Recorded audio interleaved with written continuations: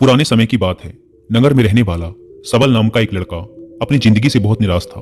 उसकी निराशा का कारण यह था कि वह अब तक कुछ भी नहीं कर रहा था। उसके माँ बाप उसे ताने मारते कि तेरे सारे मित्र कुछ न कुछ कर रहे हैं, लेकिन तू अभी भी घर में ही बैठा हुआ है। मित्रों के बीच भी अक्सर उसका मजाक ही बनता। वह कहीं जाता तो लोग उससे पूछते कि क्या कर रहे हो। उसे यह बताने में बड़ी शर्म आती कि अभी वह कुछ भी नहीं कर रहा। धीरे धीरे उसने रिश्तेदारों के यहाँ जाना और लोगों से मिलना जुलना कम कर दिया। वह ज्यादातर समय अपने घर में ही बैठा रहता। वह अकेले में रोता, भगवान को कोसता और अपनी किस्मत को दोष देता। अब उसे अपनी जिंदगी बोझ सी लगने लगी थी।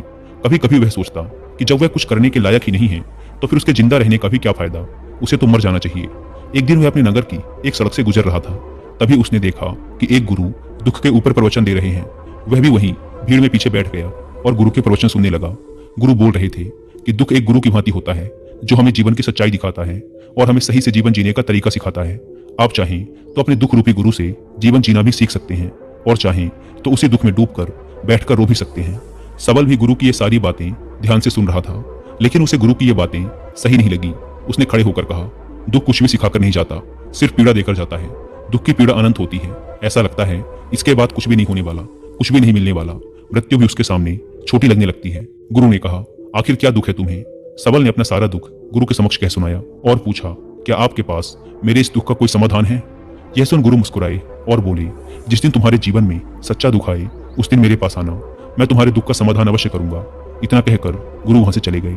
सबल ने सोचा, क्या मेरा दुख सच्चा नहीं है? क्या जिस दुख से मैं गुजर रहा हूं वो झूठा है? कोई भी मेरे दुख को नहीं समझ सकता। जब माँ बाप नहीं समझ पाए तो गुरु क्या समझेंगे? अपने दुखों से परेशान होकर सबल ने एक निर्णय लिया कि अब वह कुछ करके दिखाएगा। उसने एक छोटा सा व्यापार शुरू किया, लेकिन उसमें उसे सफलता नहीं मिल रही थी, पर उसके घर वाले खुश थे कि वह कुछ तो प्रयास कर रहा है। वह अपने व्यापार में जुटा रहा और उसे धीरे धीरे सफलता भी मिलने लगी। फिर उसने रफ्तार पकड़ ली और सिर्फ 3 साल के अंदर ही वह एक बड़ा व्यापारी बन गया।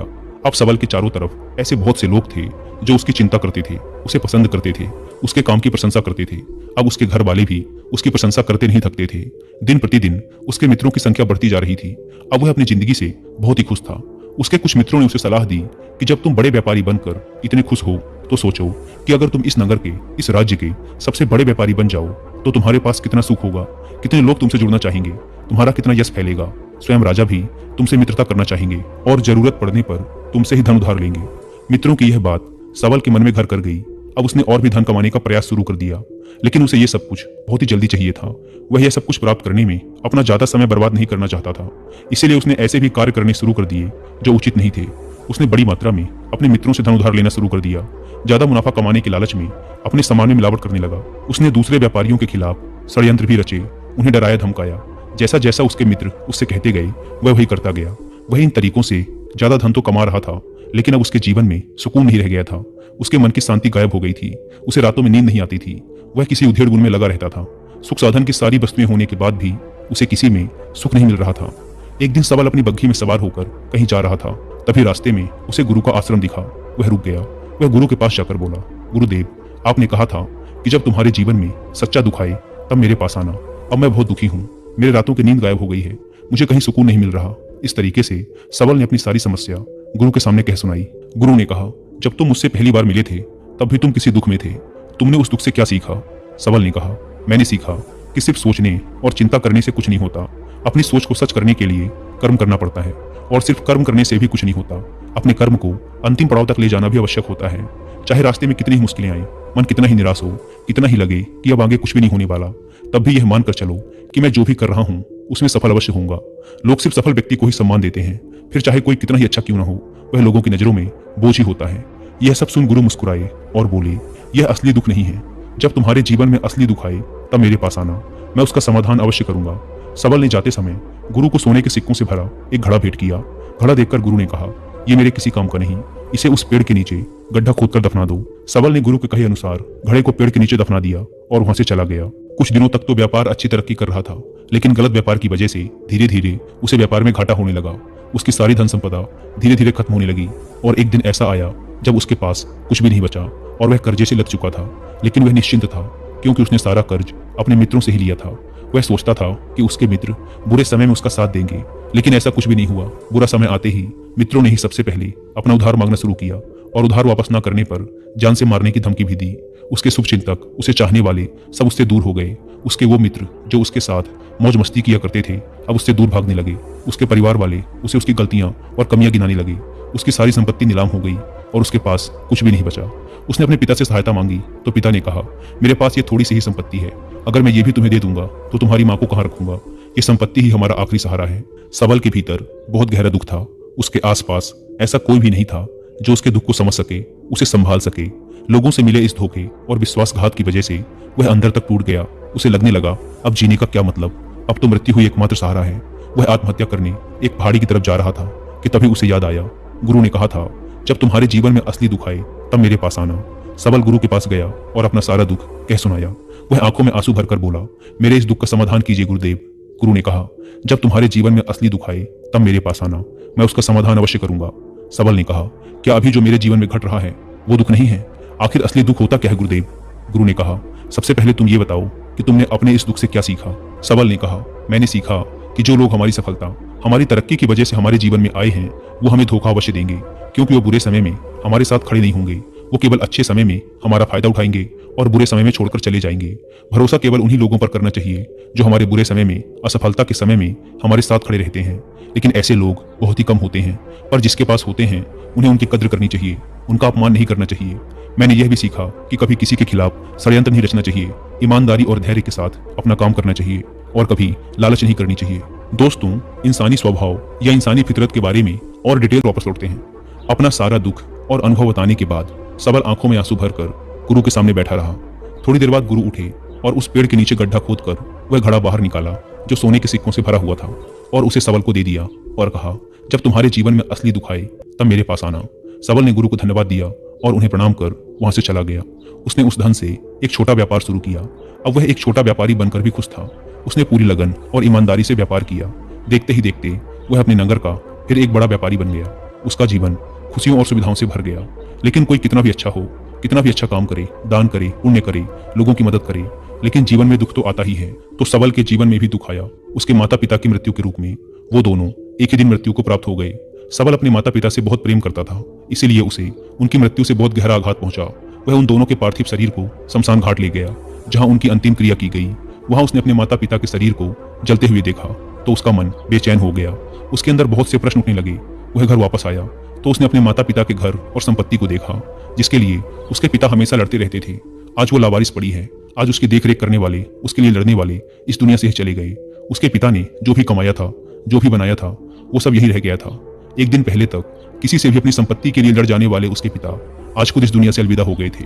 उसका मन इसी तरह के अनेक विचारों के भंवर में फंसा हुआ था। उसे अंदर से अकेलापन और डर महसूस हो रहा था। उसे कुछ खालीपन सा महसूस हो रहा था। उसे लग रहा था कुछ तो है जिसे वो समझ नहीं पा रहा।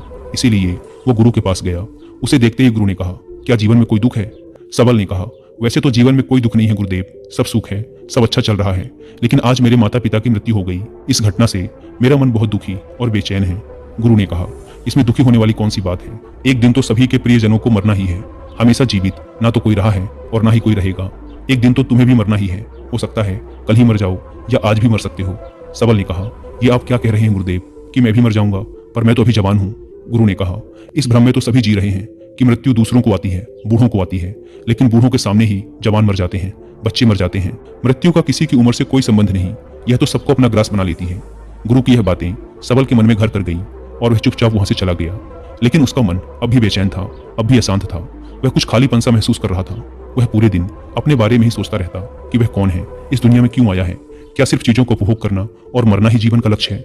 ऐसे ही बहुत से प्रश्न उसके मन में लगातार उठ रहे थे, लेकिन उसे अपने किसी भी प्रश्न का उत्तर नहीं मिल पा रहा था और उसका दुख दिन प्रतिदिन बढ़ता जा रहा था। इसीलिए कुछ दिनों बाद वह फिर गुरु के पास पहुंचा और बोला, गुरुदेव, मैं बहुत दुखी हूँ, क्योंकि मैं यह नहीं जान पा रहा कि मैं कौन हूँ और इस दुनिया में क्यों आया हूँ। यह सुन गुरु मुस्कुराए और बोले, आज पहली बार तुम्हारे जीवन में सच्चा दुख पैदा हुआ है। वास्तव में यही है जो दुख कहलाने के लायक है, कि हमें पता नहीं कि हम कौन हैं, क्यों आए हैं, क्या करना है, कैसे करना है। सबल ने कहा, गुरुदेव, मेरे इस दुख का समाधान कीजिए। गुरु ने कहा, हम सभी इंसान जीवन भर क्या इकट्ठा करते रहते हैं? सबल ने कहा, हम सभी इंसान जीवन भर धन, संपत्ति, मान सम्मान, परिवार, मित्र, शत्रु, पद प्रतिष्ठा इत्यादि इकट्ठा करते रहते हैं। गुरु ने कहा, क्या इन इकट्ठा की हुई सभी चीजों में से एक भी चीज हम अपने साथ ले जा सकते हैं? सबल ने कहा, नहीं गुरुदेव, इनमें से कुछ भी साथ नहीं जाता। मेरे माता पिता के साथ भी कुछ नहीं गया, सब तो यहीं छूट गया, घर, परिवार, संपत्ति, सब कुछ। गुरु ने कहा, अब मेरी बातों को ध्यान से सुनना। इस दुनिया में हमें जो इकट्ठा करना चाहिए वो तो हम कभी इकट्ठा करते ही नहीं। चीजें हमारे सामने ही होती हैं, लेकिन हम उन्हें देखने का प्रयास ही नहीं करते। इस दुनिया में हमें जिस चीज को इकट्ठा करना है वो हम खुद हैं। हमें खुद को ही इकट्ठा करना है, ताकि जब मृत्यु हो तो हम एक हो सकें और स्वयं को पहचान सकें। हम भीतर से बटे हुए हैं। हम बटे हुए हैं प्रेम में, नफरत में, क्रोध में, जलन में, क्रूरता में, धन में, संपत्ति में, पद में, प्रतिष्ठा में, मान में, पहचान में, धर्म में, जाति में। ऐसे ही सैकड़ों हजारों चीजों और वासनाओं में हम बटे हुए हैं। हम टुकड़ों में जीवन जी रहे हैं। इस बंटवारे की वजह से हमारी चेतना कभी एक नहीं हो पाती। हमारी चेतना शक्ति बिखर गई है। इसीलिए हमारे पास इतना भी समय नहीं है, इतनी भी ऊर्जा नहीं है कि हम मुड़कर एक बार अपने भीतर देख सकें। वास्तव में जिस धन की कमी, सुविधाओं की कमी, मान सम्मान की कमी को लोग दुख समझते हैं और जीवन भर उसे दुख दुख बोलकर रोते रहते हैं और उनका समाधान खोजने का प्रयास करते रहते हैं, उन्हें उसका समाधान कभी मिलेगा ही नहीं। क्योंकि जिन्हें लोग दुख कहते हैं वो असली दुख है ही नहीं। वो तो सिर्फ इंसान की चाहत है, उसकी इच्छा है, जिसकी पूर्ति कभी नहीं की जा सकती। इसीलिए यहाँ व्यक्ति को ऐसे दुखों का कभी समाधान मिला ही नहीं। इसीलिए इन सब के ऊपर अगर अपने दुखों का परम समाधान चाहिए तो सबसे पहले अपने आप को इकट्ठा करो। अपनी ऊर्जा को इस संसार से वापस खींचो और एकत्रित करो। अपने ऊपर ध्यान दो, खुद पर ध्यान लगाओ। मृत्यु से पहले अपने आप को पहचान लो। ऐसे ही बिखरे हुए मत चलो। सबल ने कहा, तो क्या गुरुदेव हमें ये संसार छोड़ देना चाहिए? अपनी सभी इच्छाओं को मार देना चाहिए? किसी से प्रेम नहीं करना चाहिए? धन संपत्ति नहीं इकट्ठा करनी चाहिए? मान सम्मान की आशा छोड़ देनी चाहिए? गुरु ने कहा, एक बिखरे हुए मनुष्य के अंदर से कामनाएं, इच्छाएं और वासनाएं ऐसे ही निकलती हैं जैसे पहाड़ से कोई पत्थर गिर रहा हो, जिस पर पहाड़ का कोई नियंत्रण नहीं है सिवाय देखने, परेशान होने और कुछ खोने के। इसी प्रकार एक बिखरे हुए मनुष्य की इच्छाएं अनियंत्रित और दुखदायी होती हैं। उसका अनियंत्रित मन कुछ भी इच्छाएं और कल्पनाएं करता रहता है और दुखी होता रहता है। लेकिन जब व्यक्ति एकत्रित हो जाता है तो वह जो भी करता है सब उसके नियंत्रण में रहता है। तब इच्छाएं भी उसकी इच्छा से निकलती हैं। सबल ने कहा, गुरुदेव आपने मेरे सच्चे दुख का समाधान कर दिया। आपका बहुत बहुत धन्यवाद। अब से मैं खुद को एकत्रित करने का प्रयास करूंगा। गुरु ने कहा, मानव शरीर में बहुत ऊर्जा है, बहुत शक्ति है, पर यह बेकार के कामों में बटकर रह गई है, व्यर्थ की चीजों में लगी रहती है।